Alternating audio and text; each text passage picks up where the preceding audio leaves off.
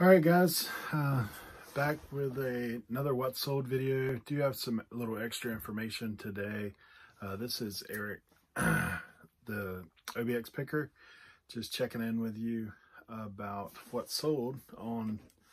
This is Wednesday, so this is Tuesday sales. A little bit of Wednesday, like early morning sales, will be included in this video as well.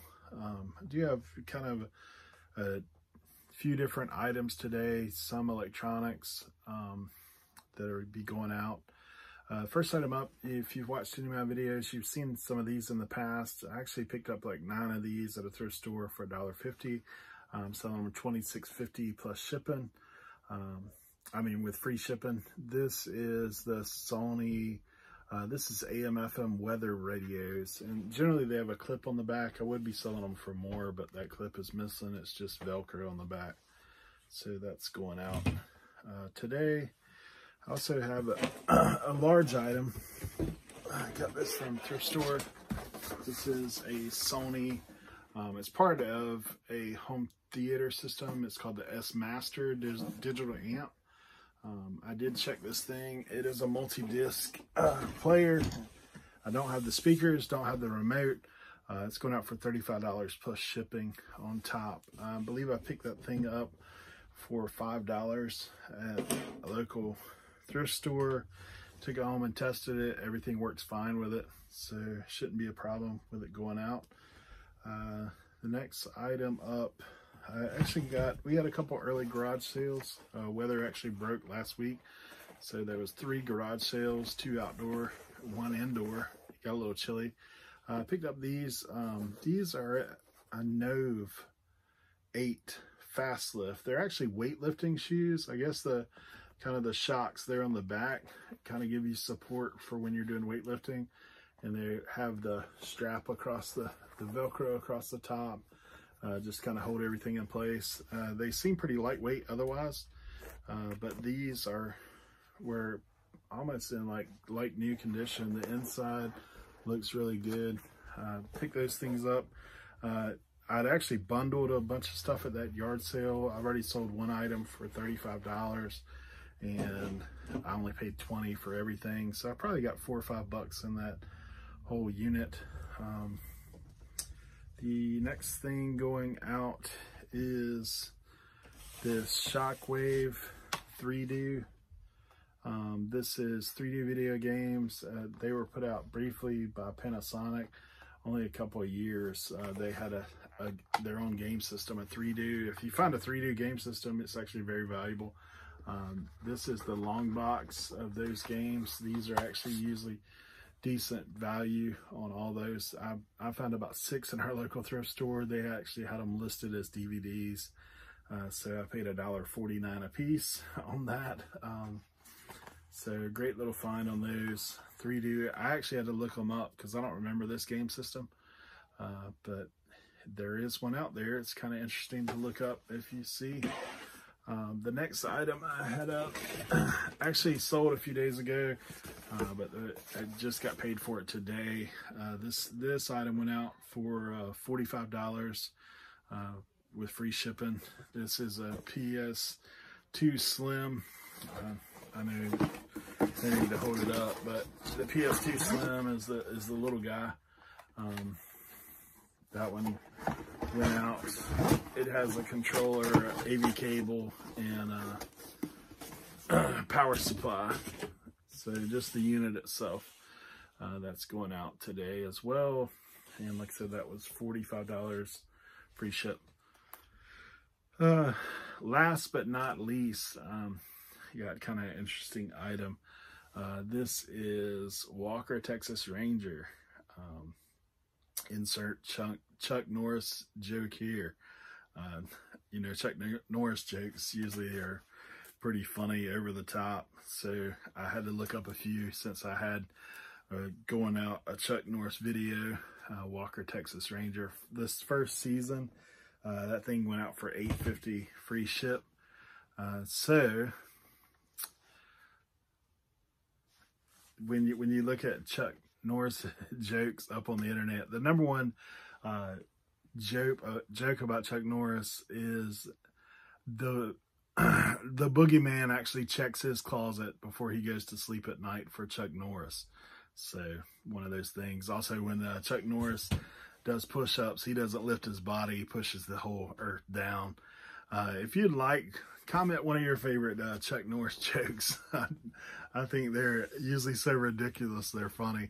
But anyway, Chuck Norris is the star of Walker, Texas Ranger. That's all I got as far as what's sold today. I do have some exciting stuff coming up in the future. I'm actually putting in an antique booth, or getting a space in an antique booth here on Monday, this following week. So I've been working towards like getting some items that I have some larger items that aren't really great for eBay because they cost so much to ship. Also have some fragile items that's a little bit better to put in those. And honestly, I looked around the whole, it's basically an antique mall, and talked with the one shop owner that I'm going to be renting space for. I'm looking for things that no one else has.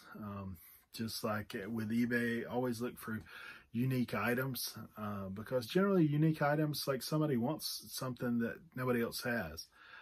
So that's what I'm doing in there. I'm also including like some retro, most of the antique stuff. If you've ever been to antique malls, there's pretty much a lot of glassware, a lot of things like that. But just like with thrifting, a lot of more younger people are thrifting. And honestly, my generation, as far as what was popular back then, is what sells now. You know, the retro, the vintage. It's crazy to say that it's vintage now. I'm only 45, but man, I look at all the stuff that when I was in high school that now has come back around and is super popular. Of course, all the things I threw out as a kid or destroyed as a kid, toy-wise, is popular now. Vintage G.I. Joe, vintage Transformer, all the things, vintage Star Wars, all the things that I had as a kid and trashed with bottle rockets and blowing stuff up, burning them with a magnifying glass, you know, having a real war with those guys. So that's long gone for me, but now I'm out sourcing these things, looking for those items. Game systems that were out when I was younger, you know, original Nintendo, those kind of things. Atari, not so much. It didn't really hold value as much as some of the other game systems, but original Nintendo, shoot, and Nintendo 64s are great. So those are some of the items I'm looking at putting in the booth as well, just to have a little something different than what other people have in there. So that'll be a new adventure for me. And honestly, it opens up some other avenues for sourcing for me as well. I came across a antique sewing machine, 1904 Singer. It's in pretty good shape. The treadle on the bottom works great, and just some other antique items I'd found. So my booth will kind of be a split of the antique and the retro. So that's the plan. I'm excited for that. Something new. Like I said, gives me another income stream as well as a way to put some items in there that I wouldn't necessarily even have the profit margins on eBay to do so because of shipping. So that's something I'm looking forward to. Looking forward to sourcing for that. I've actually spent a few days this week going through my eBay store, some items that, you know, I might give a try there in the antique booth and maybe pull them down from eBay for a little while, or some items I may have been sitting on just because they're so big. If I try to ship them, the cost goes up so much.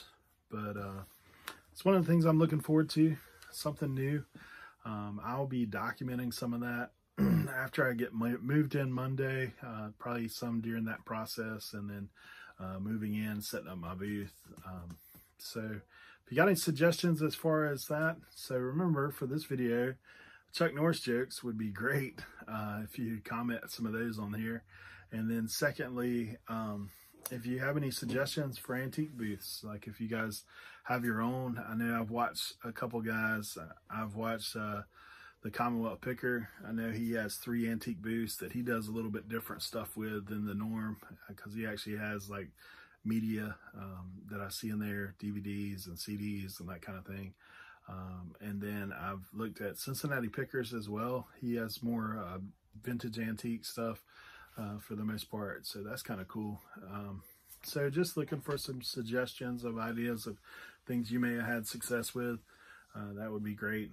As always, if you're new to the channel, I am part-time reseller.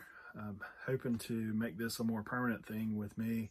I've got my listings up pretty decent now, like over 500, so trying to maintain that. Maybe the goal to push for is around 1,000. That's for me personally.